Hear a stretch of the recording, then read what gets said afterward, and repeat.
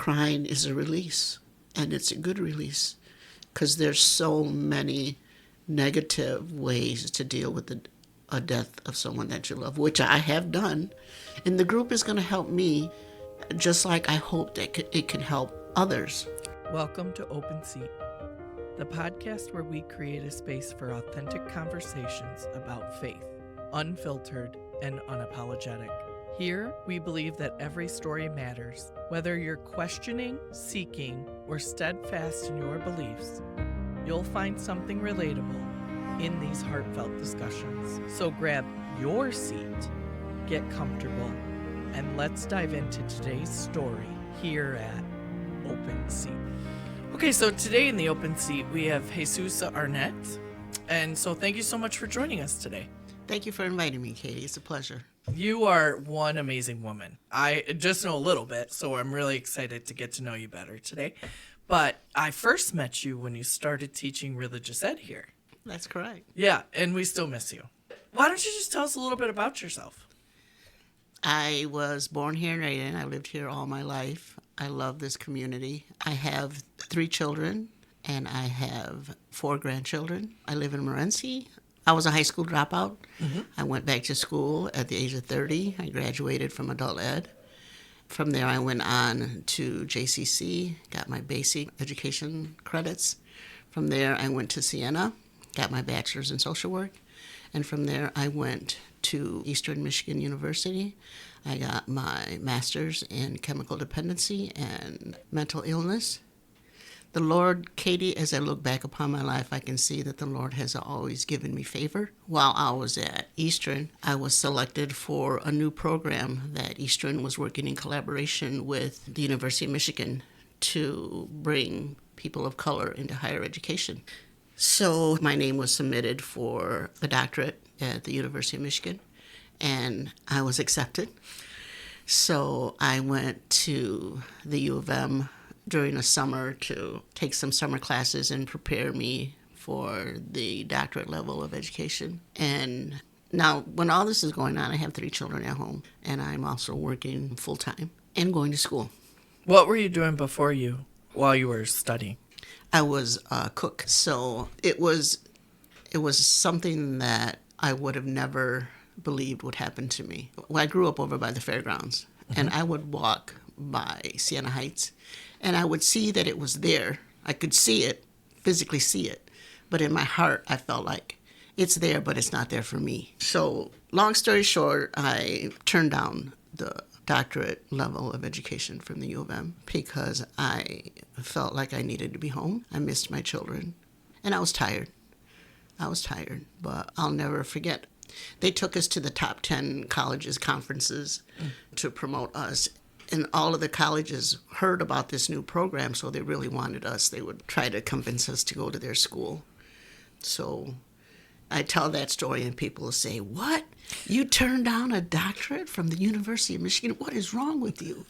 And I'm like, you have no idea. The reason that I dropped out of school, and this is another story that I want to share because it is powerful for me, and I know that it's another example of how the Lord has given me favor. So I quit school because of a drug addiction. I was a hardcore I was an intravenous drug user at one point. And so for me to come from that to be here right now with the education level that I have and the things that I've accomplished, I give all praise to our Father. So what at age 30 made you decide to go back to school? People have asked me that. How were you able to be so resilient and come out the other end so strong? And I say, I wish I could give you an equation. If you do this, this, and this, it'll happen. Mm-hmm. I said, but I can't. All I can tell you is that I feel like there was a divine intervention in my life, and that I give all glory to the Father for that. And, of course, I couldn't see it then because I was just like in a whirlwind of a whole lot of hot mess, hot mess. That's all I can think of. That's a great description of life. If anyone does not know what hot mess is, God bless you, you've not been there. Yeah. And then for the longest time, I didn't think that I was worthy. It's like, why is this happening? And like I said, it just came into my heart, go back to school. And when I went to adult ed to speak to I guess she was a counselor, she said, well, just take the GED. Because I went I was there for a couple of years. And I told her, I don't think I can pass it. And she said, oh, because at that time, my brain was short-circuited because of all the years of drug abuse. I mean, I could read something, but it wouldn't register. It'd come in one year and out the other. It wouldn't stay. So I struggled with that for the longest time. I remember just reading and reading with the dictionary and just trying to focus. And then from there, it's just like a teacher pulled me aside and showed me my grades. And he said, you need to go to college. There were A's. Before I had even graduated from adult ed, I had already enrolled in JCC to take my basics. So I was doing both at the same time with the family and working. Yeah. I don't know how I did that. I cannot tell you how I did that. I never had that much determination to succeed. I had that much determination in my addiction and to use, but to switch it completely around and refocus that into a different direction, like I said, I feel like I was part of a divine intervention. It's powerful in and of itself, the whole story. But what I think strikes me is that you have taken what was your greatest weakness and made it now your greatest strength. Because you do substance abuse counseling. I do. And social work, which is amazing. And so you can tell people, no, I've literally walked in your shoes. You can do this. Mm-hmm. And not many social workers and substance abuse counselors can say that.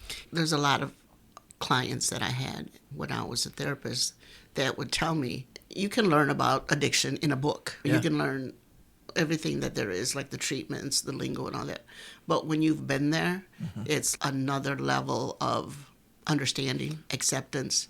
And I was told that quite often.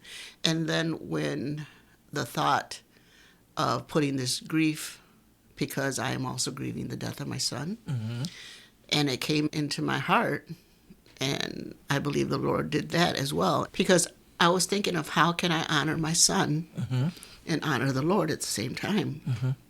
So it came into my heart that I needed to start a group. And initially my reaction was like, who said that? Where's that coming from? I'm in this room alone. No, I'm like, you want me to do what? I can't even hardly talk without crying, and you want me to do a group? Is that serious right now? You know, and so I procrastinated, just like when the Lord called on Moses or whoever, go talk to Pharaoh, and he's like, what? Luckily, you weren't Jonah and ended up in the whale, but that's good. Yeah. I mean, I'm not comparing myself to anybody like that, but how the message came to me is what I'm trying to point out here. Yeah. I procrastinated, and then finally, because I also wanted to honor my son and the Lord, so then that's when I called Father Mike. I'm not saying that I have all the answers. I'm just saying that I once again know how it feels. I know how it feels, and I can relate. The group is open discussion. You can come in at any time. There's not a begin date and end date. It's just going to be ongoing. And my hope for the group is that we support one another. I want to try to help lift people up. Talking about this group, what's it called? It's called Among the Living. And did you come up with that title? I did. Okay. And I want to tell you how I came up with that title. I want to hear about this. So in my grief, I isolated myself. I didn't want to be around people. So in my darkness, I had a tendency to stay there too long.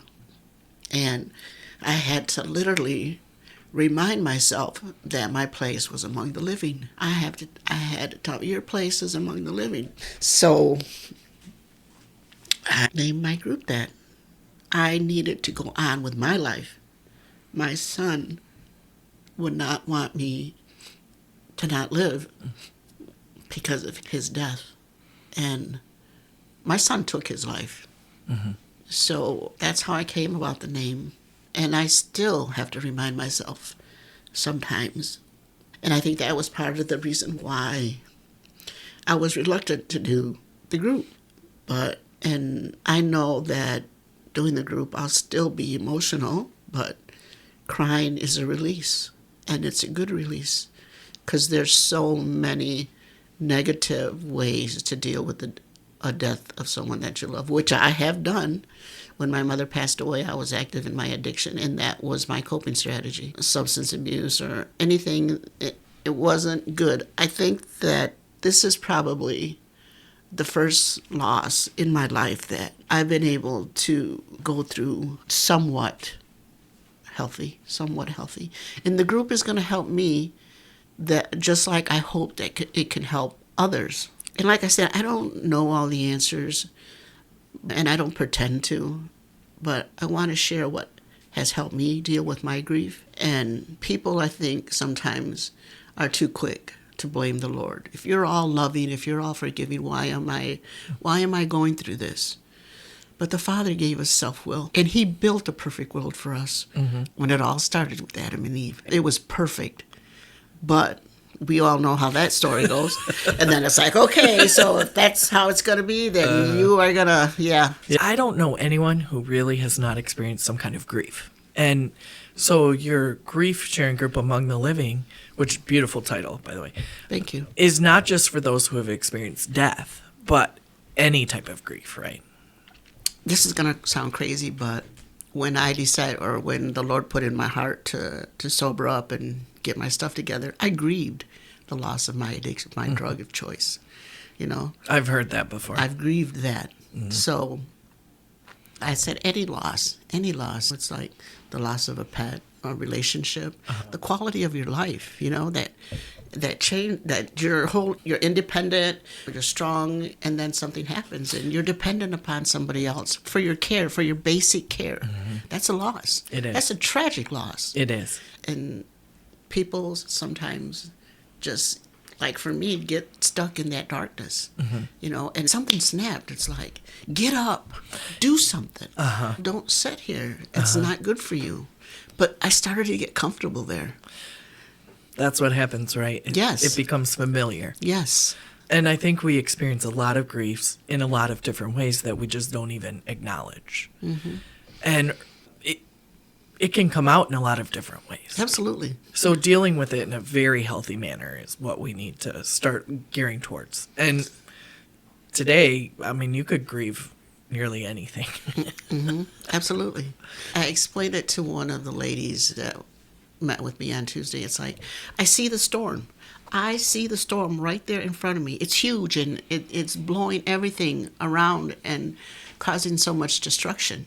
But rather than walk through that storm and feel what I need to feel and let go of what I need to let go, I'm going to take the long way around and avoid. It's going to take me a lot longer. It's not going to be healthy because I'm going to repress the emotion associated with the loss, whatever that may be. Sure. And it's going to manifest itself in your body somehow.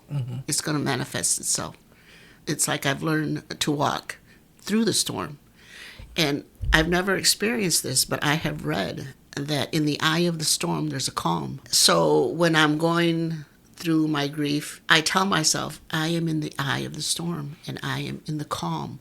Even though my world is like in turmoil in every part that it could possibly be. And my self-talk is, I'm in the eye of the storm, I'm in the calm, and the Lord is with me. The Lord is with me. And He's carried me through so much. He's not going to drop me now. If I have faith. I have faith. Because like I said, when I look back on the life that I lived, I don't have a police record, Miss Katie. I'm still alive. You hear about people that are intravenous drug users that overdose. I'm still alive. I'm still here.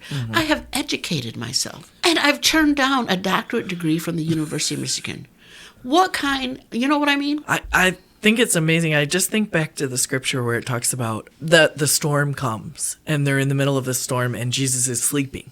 And they're like, what the heck, We're going to die.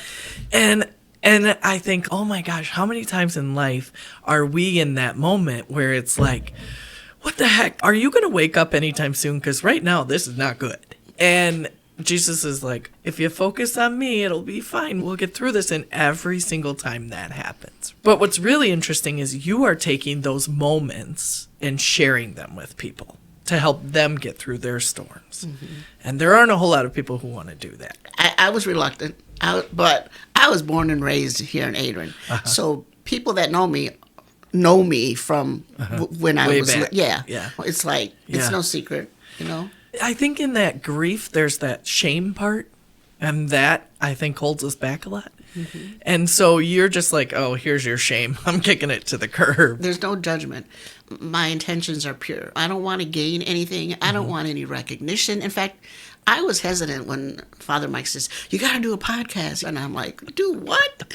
But right in the beginning of this podcast, which is what I find so amazing, is that it says it's authentic and unfiltered.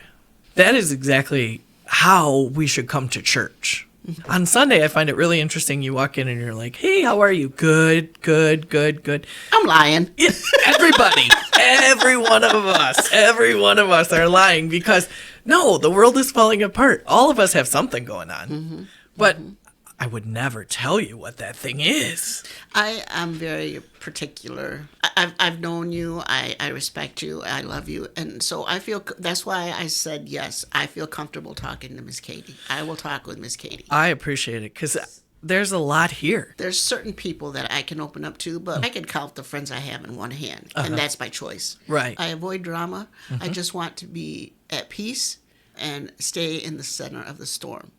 So the one thing that I'm working on, because I always do self-reflection, and when I saw the video with Father Mike, I did not like what I saw. So I am working right now on smiling more. That's like a natural thing. You smile. Because when you feel dead inside, it's hard to smile. It is. You know, and I saw that, and I'm like, oh my God, I look horrible. I look horrible. And so I'm working on smiling more. So I hope that it will someday be authentic, but I'm just trying to get... Fake it until you make it. Exactly.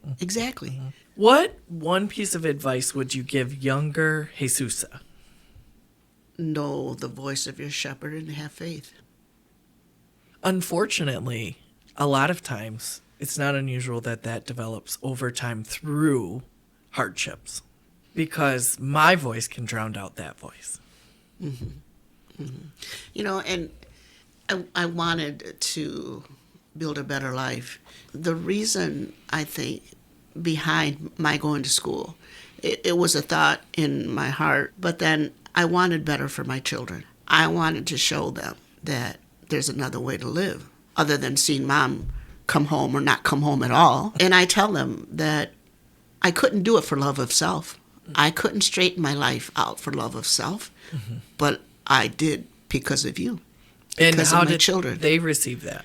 I think they understood it. I think I wrote it in a Christmas card. I bought them each a Christmas card, and I wrote them each a message. Yeah. And I said that. Yeah, I'm guessing most of them probably have it to this day, because it was probably a pretty big turning point for them. Mm-hmm. Wow. Well, Jesusa, thank you so much. You have shared so much with us today. And your Among the Living group meets Tuesdays at 4:15 in the St.Mary's Activity Center. Yes, ma'am. And anybody is welcome. It's just a drop-in thing? Yep, absolutely. Okay. So there's no commitment. There's no. And nobody has to sign up. You can just show up. No, you don't even have to tell me your name. The only goal for this is to help. Well, thank you again for using your gifts and talents. You're very welcome, Katie. Once again, we thank you for joining us today. We hope that wherever you find an open seat in your life, you will invite someone to join you.